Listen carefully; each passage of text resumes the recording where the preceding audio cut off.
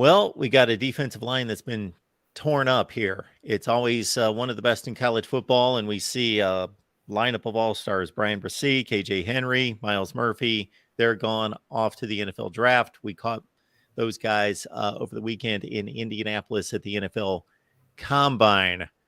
All right, let's talk about those guys coming back. I guess we can start in the interior.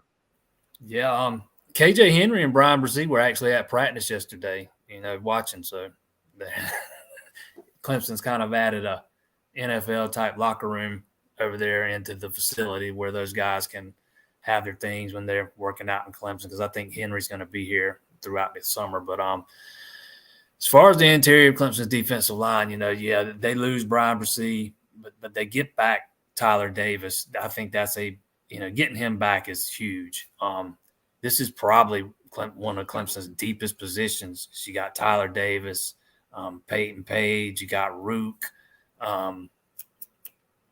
Trey Williams, DeMonte Capehart, and again, Rook and Peyton Page are going to be out in spring, so it's going to give some of those younger guys behind them some opportunities.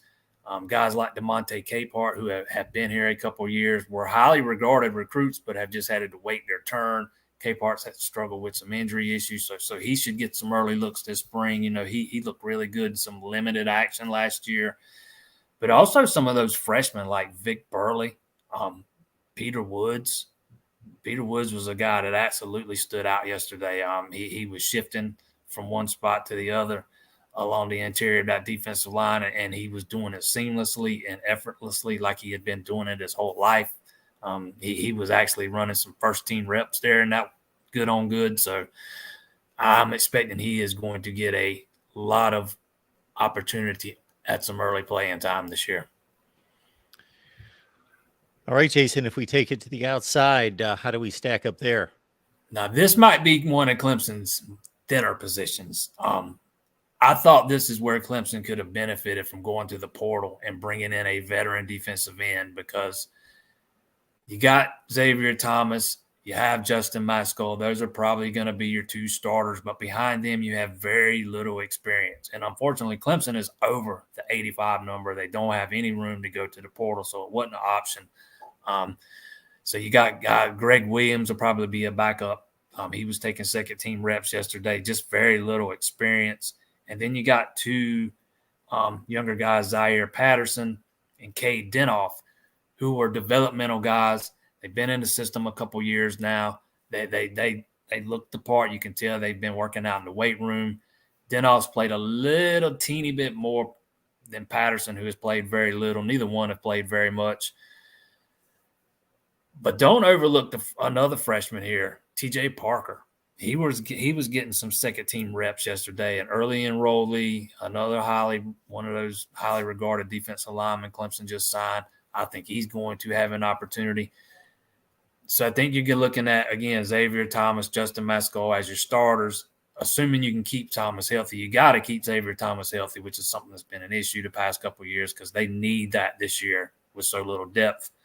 But behind him, I think you're looking at Greg Williams, and there's a question mark there on that other side, whether it's T.J. Parker, Denoff, or Patterson. I think we're a long way from knowing the answer to that.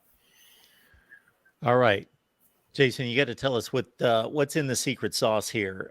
Defensive front for Clemson. So there's certain positions at certain schools where you say, wow, they just turn them out regardless.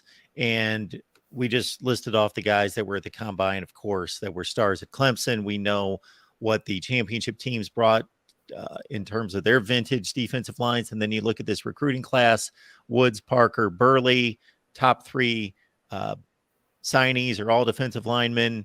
And they're already getting into the fray, it sounds like, at practice. So they're that good. What is it? I'll be honest with you. I think a lot of it goes back to Brent Venables and his aggressive style of defense. And Clemson's ability, they have proven over a long period of time that they know how to develop defensive linemen, particularly interior defensive linemen. They've had a lot of success at pumping those guys into the league. And I think that aggressive style of defense that Venables played is really attractive to big-time high school recruits. And I think that is still the mindset in the transition to Wes Goodwin. There's going to be some differences, absolutely, but the mindset up front along the defensive line is not going to change. They're still going to be aggressive. They're still going to get after the quarterback. And I think that is very attractive to high school prospects, especially when you're putting them in the league at the rate Clemson does.